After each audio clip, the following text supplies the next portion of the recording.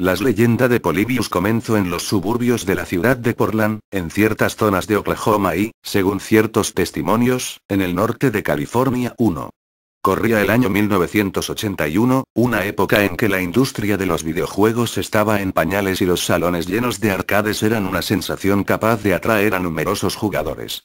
Aquel era el escenario en que apareció el videojuego maldito de Polybius, supuestamente un matamarcianos algo abstracto en el que el jugador controlaba una nave que iba avanzando a través de niveles con apariencia tipo puzzle.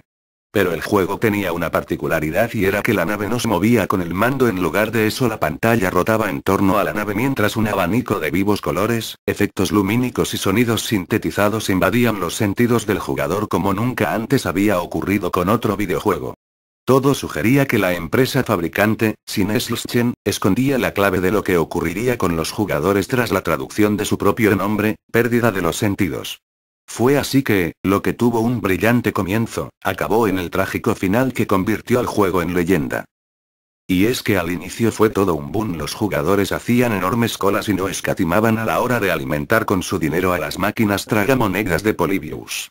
El vicio abundaba y muchísimos jóvenes volvían una y otra vez a los salones de juego como si de una adicción tan poderosa como la droga se tratase.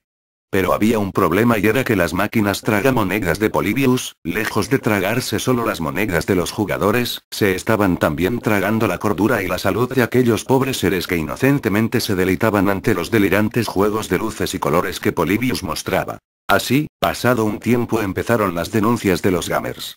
Se quejaban de sufrir mareos, vómitos, episodios de amnesia, horrendas pesadillas nocturnas que los despertaban agitados en medio de la noche, alucinaciones visuales y auditivas y hasta crisis epilépticas en algunos casos.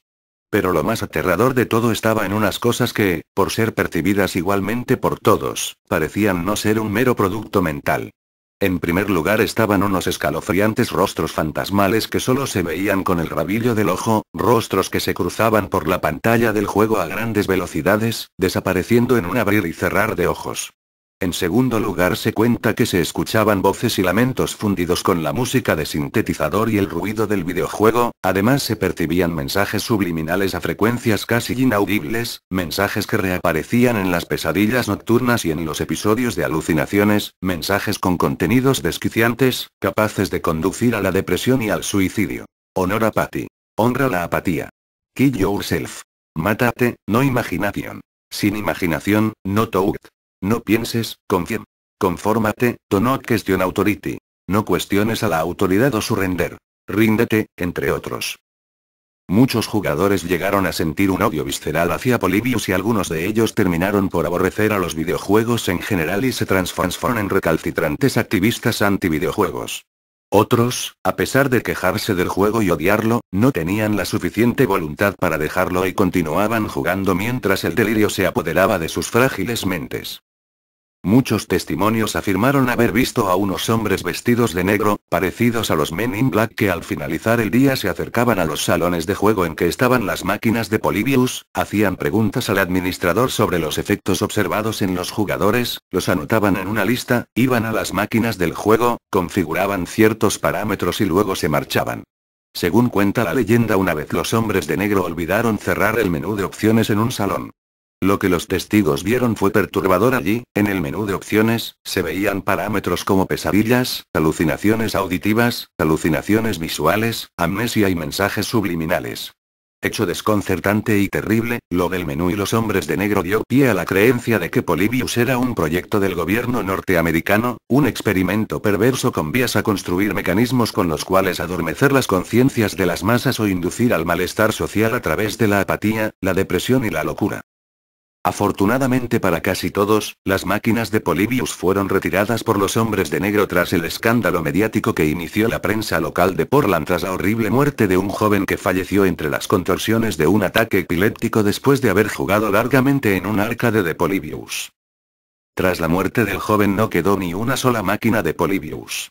Aunque, si hay algo incuestionable, eso es la existencia, en algunos salones de juego, de registros que mencionan a las máquinas de Polybius en 1981.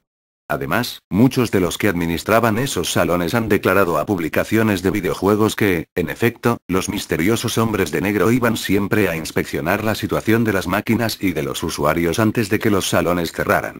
Algunos de los que jugaron Polybius afirmaron que en el juego había que avanzar por laberintos tipo puzzle, mientras otros dijeron que lo que había era una nave que combatía en el espacio.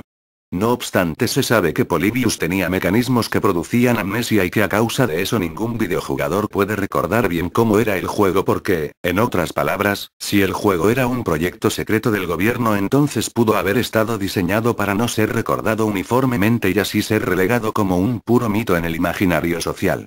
Pero la leyenda no termina allí. En el 2006 Steven Roach afirmó en varios foros de la red que él había sido parte del equipo desarrollador de Polybius, que no había ningún proyecto secreto del gobierno y que simplemente se había querido experimentar en el campo de los gráficos vectoriales, obteniendo infortunadamente resultados como epilepsia o alucinaciones en los usuarios. Finalmente, Steven Roach dio una entrevista a The Beat Parade en que, entre otras cosas, afirmó que el juego había sido redescubierto por hackers como KyberYoji. Muchos creen que la leyenda ha sido desmentida, pero ¿y si el gobierno le pagó a Steven Roach para que mienta?